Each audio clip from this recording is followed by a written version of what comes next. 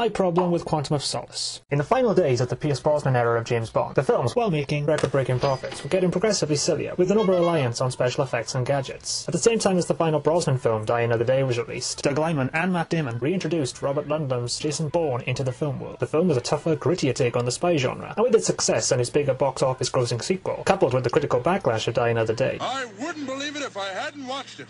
Believe what? I don't know, I wasn't watching.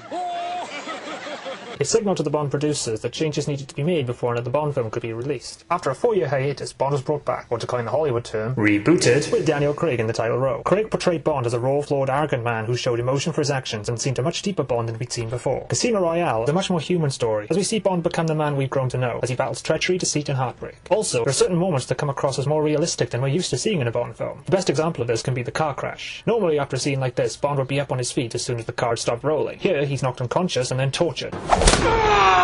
The film was a huge success, and in 2008, the first ever direct sequel to a Bond film was released, and I was severely disappointed. My problem with Quantum of Solace is that it seems to take a step backwards after the great realistic approach that was put forward in Casino Royale. Bond is once again portrayed as a Superman, who can sustain injuries and survive falls and then just walk away from them without so much as a limp. Casino was obviously inspired by the Bourne films, but Quantum seems to take its inspiration from the Bond films of the past, only now they rely too much on special effects and stunts rather than gadgets, which is starting a worrying trend of leaving the characters behind in the background. While it's true that there were no gadgets in the film, the Bond character basically becomes a machine who mows down anyone in his path, showing very little of the human side that we as an audience got to see in Casino Royale. Now I know it could be argued that it's the events of Casino that turned him into this man, but it doesn't take away from the fact that he's able to survive falls and attacks that the Bond in Casino would have been killed by. I know there's a need for suspension of disbelief when you watch these films, but following on from Casino Royale, I can't help but feel slightly let down with its sequel, and that's my problem with Quantum of Solace. To the right!